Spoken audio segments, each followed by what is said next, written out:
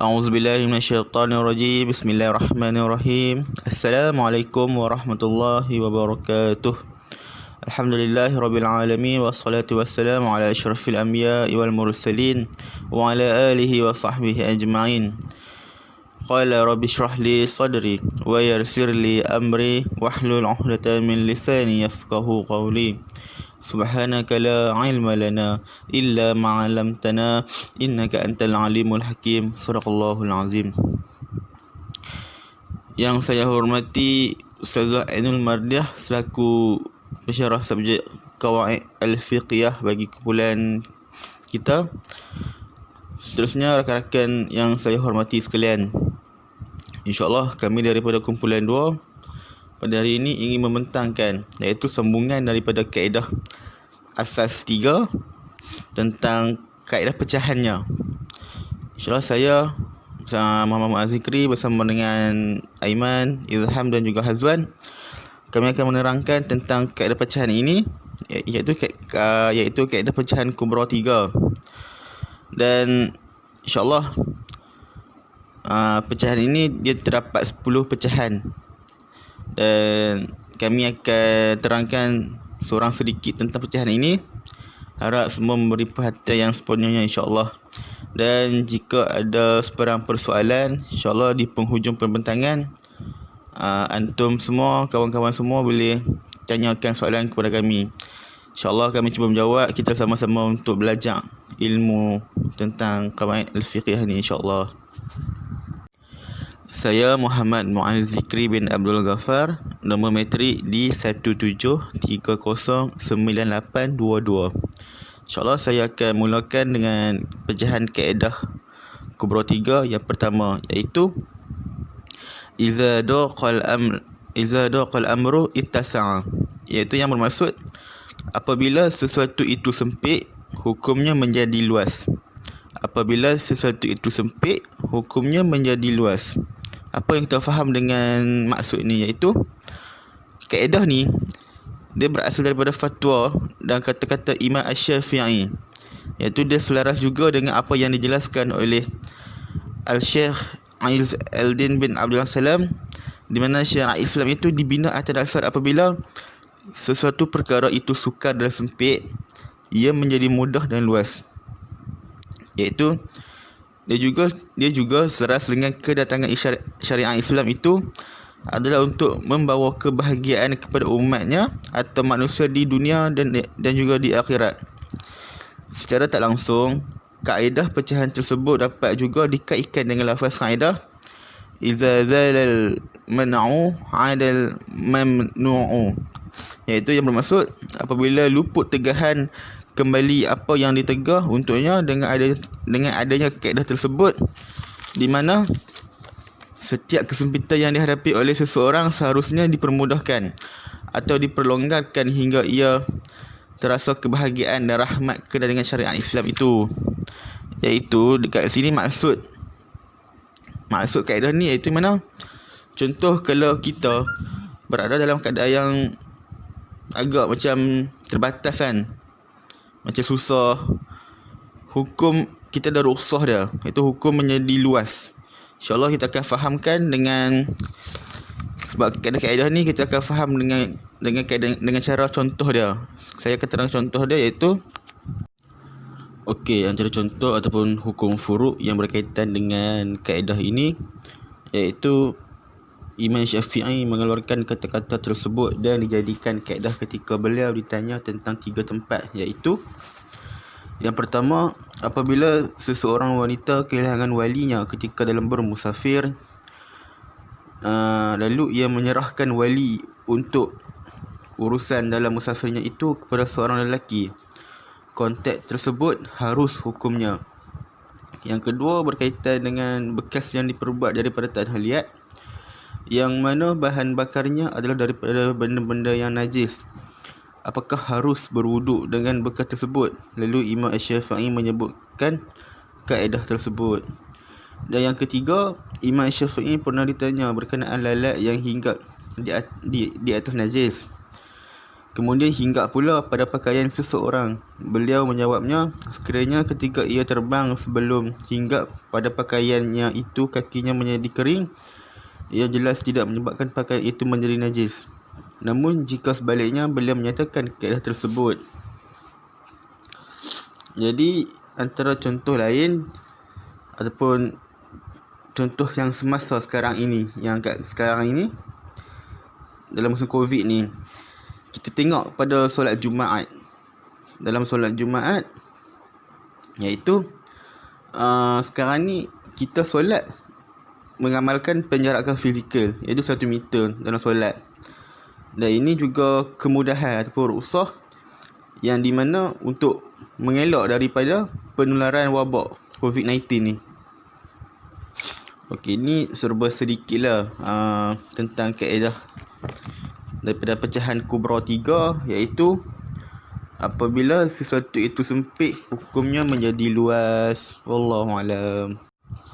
Okey, yang seterusnya kaedah pecahan yang kedua daripada kaedah kubra ketiga, iaitu idza ittasa'al amru daqa, yang bermaksud apabila sesuatu itu longgar atau luas, hukumnya menjadi sempit. Okey, huraian kaedahnya iaitu antara lain ia bermaksud apabila sesuatu itu atau pelaksanaannya mudah, hukum pelaksanaan menjadi sempit. Antara lain pelaksanaannya juga dapat dibataskan serta dihubung kaitkan dengan kaedah ad-darurat tuqadduru biqadariha, yang bermaksud keadaan ketika darurat itu diharuskan menurut kadarnya. Antara lain kaedah di atas bermaksud sesuatu itu dibuka ruang ketika keadaan darurat, dan apabila keadaan darurat itu lenyap, hukum pelaksanaan kembali kepada asalnya. Selaras dengan apa yang dijelaskan oleh Imam Al-Ghazali dengan lafaz yang bermaksud setiap kali sesuatu perkara itu melepasi batasannya, ia terbias kepada sebaliknya. Okey, contoh hukum furuk daripada kaedah ini ialah yang pertama, apabila kita melakukan gerakan yang sedikit ketika sedang mendirikan sembahyang, iaitu dia diharuskan. Namun begitu, tidak boleh melakukan gerakan yang besar dan berulang-ulang seandainya tidak ada desakan atau keperluan berbuat begitu. Yakni bila kita solat, contoh kita gatai kat bahagian, katakan kat bahagian pergelangan tangan, dekat bahagian tangan lah kan. Jadi dalam solat tidak boleh melakukan pergerakan melebihi 3 kali, pergerakan yang besar. Namun bila kita gatai, kita kena garu banyak kali kan. Jadi yang melakukan banyak kali iaitu dengan menggunakan anggota-anggota kecil seperti jari. Dengan jari kita boleh garu banyak kali, tak apa. Yang tak boleh macam anggota-anggota yang besar macam tangan. Macam itulah. Okey, ini serba sedikit tentang kaedah. Bagi kaedah yang iza ittasa'al amru daqa, iaitu apabila sesuatu itu longgar atau luas, hukumnya menjadi sempit. Okey, yang seterusnya pecahan kaedah kubra 3, iaitu poin yang ketiga, iaitu ad-darurat tubi'ul mahdurat, yang bermaksud kemudaratan itu membolehkan tegahan-tegahan. Okey, apa benda ni? Okey, iaitu yang ni bermaksud apabila keadaan kemudaratan itu dia membolehkan dan mengharuskan perkara yang ditegah atau yang dilarang. Ia merupakan kaedah dan hukum pengecualian dalam keadaan terdesak dan terpaksa, mengharuskan perkara yang tidak diharuskan ketika keadaan biasa. Yakni benda ni kita tak boleh buat ketika mana normal. Macam biasa, benda yang haram yang tak boleh buat kan. Dan benda ni dia diharuskan ketika mana kita dalam keadaan yang mudarat. Okey, sumber asal kaedah ini iaitu ulama merumuskan kaedah pecahan itu dengan berdasarkan dalil Al-Quran. Antaranya ialah sebagaimana firman Allah Subhanahu Wa Taala Yang bermaksud sesiapa terpaksa ataupun memakannya kerana darurat sedang ia tidak menginginkannya dan tidak pula melampaui batas, iaitu pada kadar benda yang dimakan itu, tidaklah ia berdosa. Okey. Kat sini contoh yang mudah kita faham iaitu harus ataupun hukum furuk dia. Harus memakan bangkai atau benda yang haram ketika sangat lapar untuk menyelamat jiwa daripada mati kebuluran. Yakni saya bagi contoh yang mudah. Contoh kita terperangkap di sebuah pulau. Tak ada makanan yang untuk kita makan. Jadi tiba-tiba yang ada kat situ benda-benda yang haram, benda-benda yang tak boleh kita makan. Jadi benda tersebut kita dalam keadaan darurat kita dibolehkan, iaitu untuk kita nak selamat jiwa kita daripada mati kebuluran. Sebab kita ni makan untuk hidup, bukannya hidup untuk makan. Okey, untuk kaedah ni juga dia ada pengecualian daripada kaedah, iaitu di antara hukum yang terkecuali daripada kaedah pecahan tersebut, di mana tidak diharuskan sama sekali melakukan biarpun terpaksa dan dipaksa, iaitu kekufuran atau kufur. Seseorang itu tidak boleh sama sekali murtad atau kufurkan Allah biarpun dia diugut dan akan dibunuh. Apa yang ia boleh lakukan hanyalah menzahirkan kekufuran dan hatinya tetap beriman, iaitu konsep taqiyah.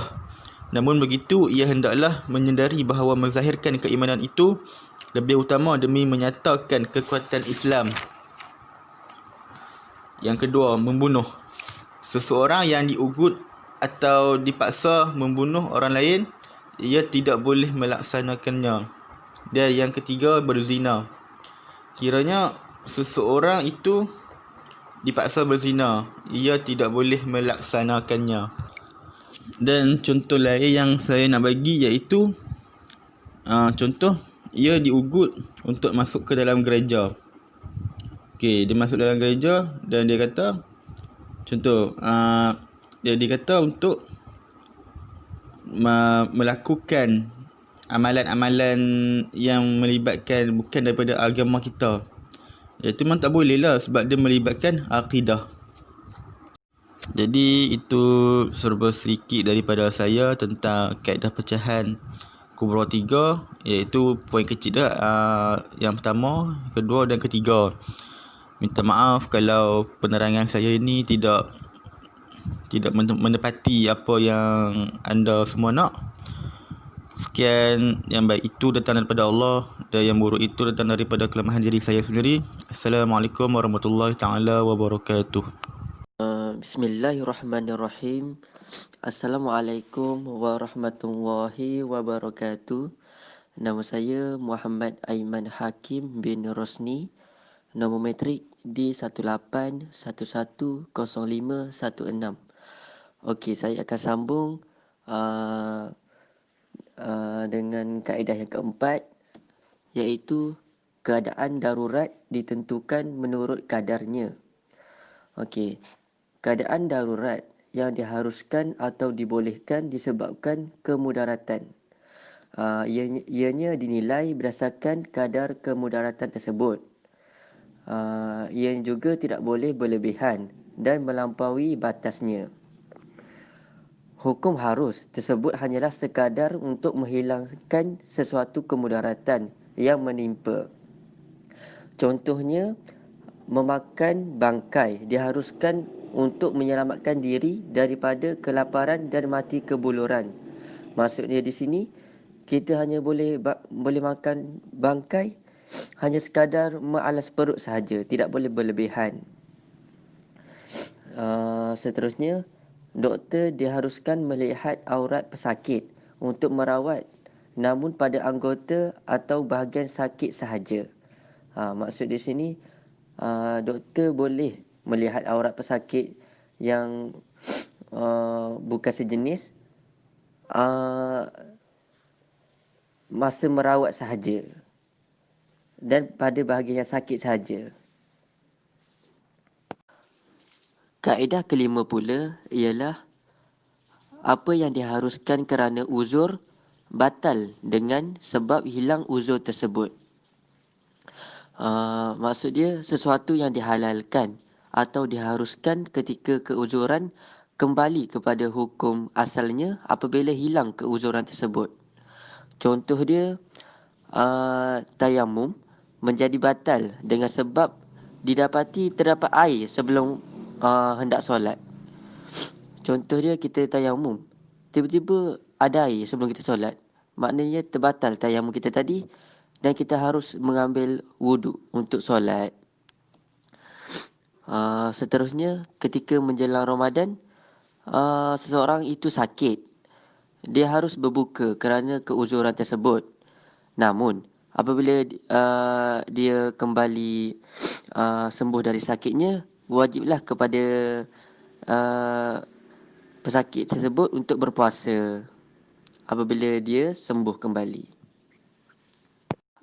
Okey, yang terakhir dari saya iaitu kaedah yang keenam, ialah keperluan atau hajat diletakkan pada kedudukan darurat sama ada umum atau khusus.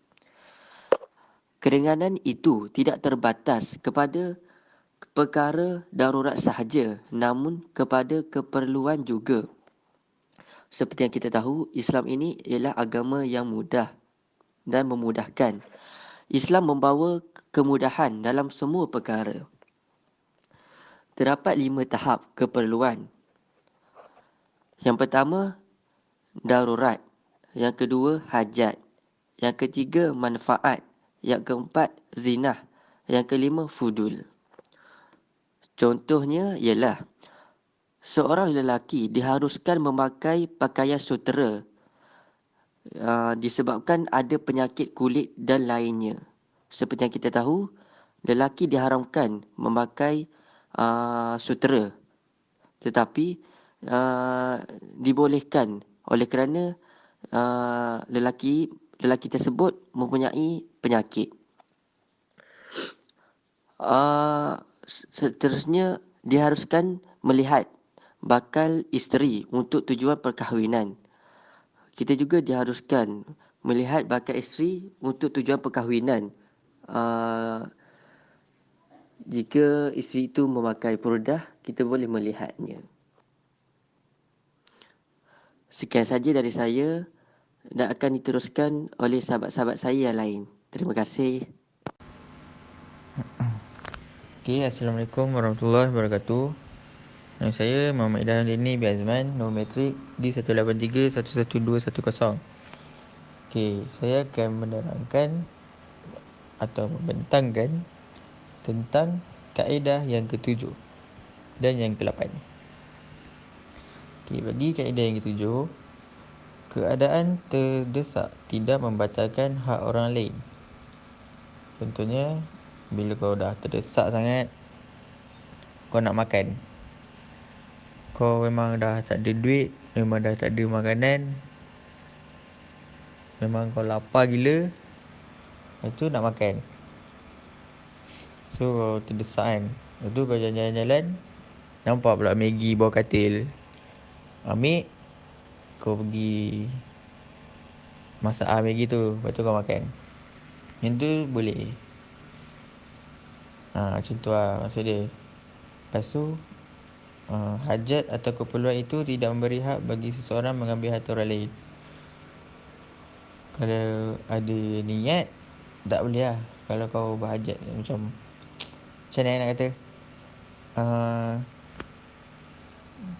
kau berhajat macam ni. Okay, contoh, kau nampak budak bilik kau ada Maggi 1 paket, dia letak dalam locker dia. So kau kau syar dulu kan. So tu nanti malam ni aku nak rembat lah Maggi dia. Yang tu tak boleh lah. Faham tak? Lepas tu, rumusan kaedah. Desakan berkaitan dengan perkara samawi. Perkara samawi ni, contoh dia macam kelaparan lah tadi. Kalau kau macam terdesak sangat, lapar sangat, nak makan sangat, kau pergi, kau ambil je, lepas tu kau pergi makan. Lepas tu disahkan bukan sebab perkara samawi. Contohnya macam dipaksa. Contoh kau kena paksa dengan member kau kan. Dia kata, weh kau pergi jap, kau pergi rembat jap, pergi budak tu. Yang tu tak boleh.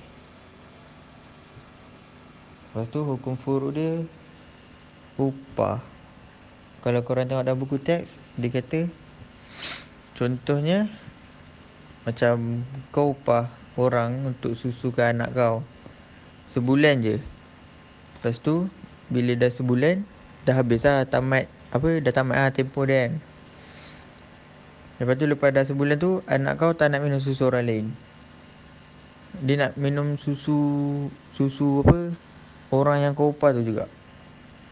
So kau boleh lah paksa ibu susuan tu kan, orang yang kau upah tu, untuk terus bagi susu dekat anak kau demi menjaga kepentingan baby tu. Lepas tu ibu susu tu perlu dibayar upah dengan kadar yang setimpal. So bila dah habis sebulan tu, lepas tu kau suruh dia teruskan kan, sebab anak kau tak nak minum susu orang lain. So kau kena bayar upah lah dekat ibu susu tu. Macam tu lah. Okey, seterusnya kaedah yang ke-8 pula. Maksud dia, hukum itu mengikut kemaslahan yang kukuh. Lepas tu hal ini digunakan dalam perkara yang berkaitan dengan ibadat atau jihad, walaupun didapati ada kerugian pada zahirnya, namun terdapat permasalahan yang kuat. Lantaran itulah syarak menyuruh melakukannya. Hukum furuk berjihad dan memerangi musuh. Okey. Hal ini digunakan dalam perkara yang berkaitan dengan ibadat atau jihad. So kat sini contoh dia macam berperang. Walau didapati ada kerugian pada zahirnya. Kita nampak macam berperang ni akan menyebabkan banyak kematian ataupun kerosakan kan. Macam tu lah. Ada kerugian lah orang kata kan. Tapi perang ni sebenarnya baik. Sebenarnya bagus sebab kita dapat mempertahankan negara, kita boleh mempertahankan diri, mempertahankan agama. Macam tu lah. Dia dapat permasalahan yang kuat. Lantaran itulah syarat menyuruh melakukannya. So sampai sini saja. Sekian, terima kasih. Assalamualaikum warahmatullahi wabarakatuh. Nama saya Muhammad Hazal Safwan bin Edino, Kat Matrix D183111190. Saya akan menyambung kaedah 9, iaitu maksudnya hukum itu berkisar bersama ilahnya atas sebabnya. Huraian kaedahnya ialah antara lain kaedah pecahan itu membawa pengertian di mana sesuatu hukum itu atau hukum yang ada itu disebabkan ada ilahnya atau sebab lantaran itu sekiranya ilah itu hilang tidak berlakunya hukum tersebut. Antara lain kaedah juziyah tersebut dapat dikaitkan dengan kaedah hukum berkisar pada ilahnya tentang ada dan tiadanya yang membawa maksud di mana hukum yang ada ilah atau bersebab itu berlaku dan tidak berlaku berkisar pada ilahnya. Maksud di sini benda tu diharamkan atau diharamkanlah dia bersebab. Contoh yang boleh saya bagi hukum furunya seperti diharamkan arak disebabkan ilahnya yang memabukkan. Apabila ilahnya hilang atau tidak ada lagi, waktu itu dia tak haram dah. Dia macam arak tu dah tak memabukkan, macam jadi cuka. Itu dia arak ni haram sebab dia memabukkan je. Lepas tu yang kedua, sesuatu macam contoh lain lah. Yang kedua ni dia macam racun, macam dadah lah, dia merosakkan. Tapi kalau kita tak guna berlebihan, dia boleh jadi ubat. Lepas tu yang contoh lain juga macam jus anggur atau nira. Kalau kita minum jus tu, macam tu je, dia okey lah, dia tak haram. Kalau dia tambah alkohol dia jadi arak lah. Macam tu lah. Okey, kaedah ke-10 itu kaedah terakhir daripada kumpulan kami. Kedudukan perkara yang tidak diketuai itu sama dengan apa yang tidak ada. Okey, huraian kaedahnya. Kaedah tersebut dibawa oleh Ibnu Rajib Al-Hambali dalam kitab Takril Al-Fawaid, iaitu apa yang tidak diketahui atau majhul itu kedudukan serta tarafnya sama dengan taraf apa yang tidak ada. Manakala Ibnu Taimiyah menjelaskannya dengan lafaz kaedah apa yang tidak diketahui dalam syariat seperti yang tidak ada dan lemah mengenainya, iaitu atas dasar untuk menolak kesukaran dan kesepitan tersebut. Jugalah dalam perkara dan hal berkaitan dengan syariat yang tidak diketahui adalah dimaafkan. Okey, benda ni kita pergi hukum furu dulu lah. Hukum furu, barang temuan atau harta yang ditemui tercicir selepas tempoh masanya, ia menjadi milik orang yang menemuinya atas dasar asal tidak diketahui pemiliknya. Apa yang tidak dapat dimiliki daripada barang temuan pula hendaklah disedekah bagi pihak menurut pendapat yang tepat. Ya, benda ni macam masa kita kecil-kecil dulu lah, kita jumpa RM1 tengah jalan kan. Lepas tu tanya mak kita, duit ni nak buat apa? Dia kata, mesti mak kita kata, pergi sedekah ke. Macam tu lah. Kalau nak ambil lah. Dulu. Lepas tu yang kedua ni, seseorang yang menemui barang tercicir apabila pemiliknya datang dan mendakwa ia adalah barang tersebut, menyerahkan untuk kita serahkanlah benda tu. Seandainya tidak ada pemilik, ia adalah daripada harta yang dikurniakan pada orang yang dikehendaki. Lepas tu macam ibu bapa kita cakap, kalau ada orang punya, bagilah balik. Kalau macam tak ada orang punya, jangan ambil. Kalau boleh sedekahkan lah, pergi masuk tabung masjid kan, kita buat pahala. Macam tu lah. Okay, sekian, terima kasih.